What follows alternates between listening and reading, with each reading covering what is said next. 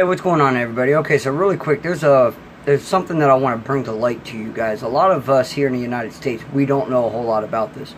I mean, we know about it, but we don't.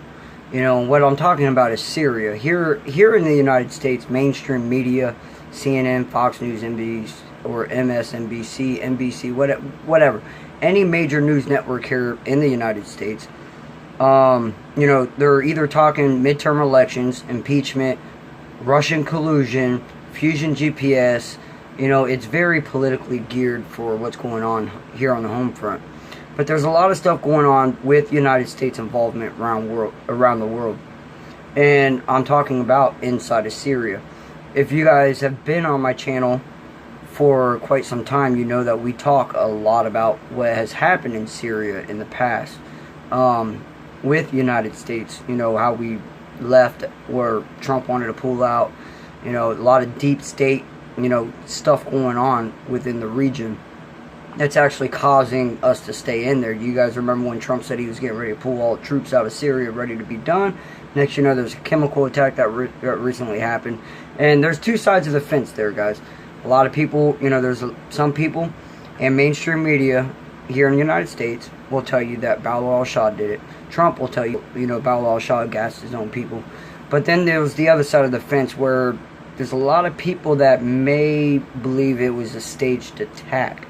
If you look into the whole idea of the white helmets staging attacks, half of these chemical attacks were staged to the point to where you was able to see one thing or another, but in reality it wouldn't have worked out that way. You know, whether or not the way you was handling the bodies when they were sick without the proper protective gear, I shall say.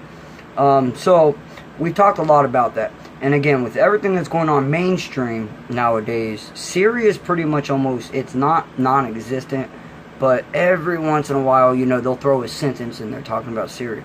Well, there's in fact a lot of stuff that's going on in Syria.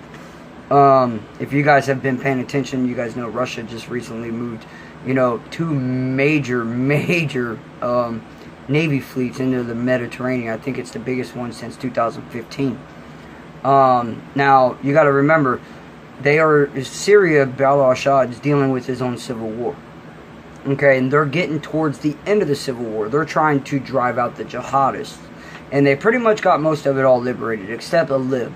Idlib's one of the last major provinces where they feel as if they need to go in there and handle some business. Well, the last couple of weeks, you know, there's been a lot more talks about how we're starting to see a lot of similarities going on in that region that we have seen that led up to the recent chemical attacks. And, you know, again, like I said, there's two different sides of the fence here. You know, Bashar al-Assad did it, or it was a staged event. Me personally, and here at the Ellis Network, guys, everything that I've looked into, everything that I read, and the proof that I looked into, I seriously believe that it was a staged event. I'm hoping I'm wrong. I really am. But like I said, the research, the evidence that we have seen, you can't really fake that stuff. So anyways, guys, really quick, I want to talk to you guys. I don't know if a lot of you guys heard about the airstrike that happened early this morning in Syria, Damascus, as a matter of fact. It happened at an air base. And at first it was being speculated that it was Israel that did these airstrikes. Now, I don't know why they would have said it was Israel. I mean, I didn't really look into it, guys. I had a party last night, bonfire. I had friends and family over. You know, we was having a good time, so I didn't really pay attention to much. Wake up this morning, my Twitter, you know, I had messages on Twitter, messages on Facebook, and sure enough, Damascus. And when I sat down and actually started reading it, it recently came out that Syria is telling everyone that it wasn't Israel. Now, maybe that's not the truth. They're saying that it was an electrical fire that caused a big explosion, and it very well could be. But with recent things that we've seen, Israel's been known to shoot rockets and do, you know, unannounced airstrikes inside Syria. You know, mainly because of Iran's involvement there, but still, the fact of the matter. Now, what I'm about to talk to you guys about right now is maybe Syria is just saying that it wasn't Israel because they don't want to escalate what's getting ready to go down. There's been a lot going on back and forth between United States and Bashar al-Assad and even Vladimir Putin and Russia. You know, like I said, Russia and Syria is getting ready to strike Idlib. And Stephen Banoon, if you guys know Israeli News Live, Stephen Banoon over there, he's one of the guys that I follow, that I bring the information that he brings out to you guys. He brought out a video a couple weeks ago of some high official up in the State Department was talking about Idlib. And basically what they were saying is they told Bashar al-Assad and Putin to not strike on Idlib, to not go in there and, you know, try to liberate. From what's going on is all the jihadists that's coming from, you know, Turkey and everything has really found a safe haven.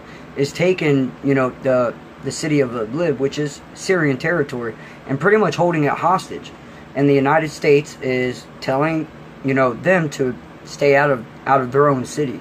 You know, don't liberate it. No acts of war whatsoever, or else we will strike back. So it really raises a lot of questions, as in, like, are we really over there fighting terrorists, or are we actually over there embedding jihadists? And guys, we have one totally different vision here on the United States based on what we're being fed.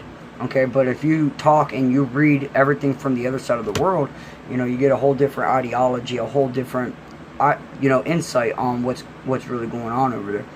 So anyways, just wanted you guys to really think about, you know, if Israel did do the airstrikes, Syria's coming out and telling us, no, it wasn't Israel, because maybe, if it was, maybe they're not going to tell people because it might escalate something that, okay, you know what, Israel did this, instead of retaliating and whatnot and causing more problems. Because, in fact, the news article that just came out just about an hour ago is saying that Syria's army moved in position to strike the southeast Idlib. They're starting to move their military forces in play for this attack, even though the United States told them not to do it. So again, guys, within the next couple of days, it's really going to escalate over there. You know, we already know here in the United States what we got going on with Iran and President Trump, how they already don't get along. And now Iran's teamed up with Bashar al-Assad.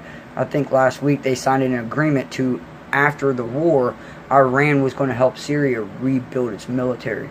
So, you know, they definitely got a lot of stuff going on.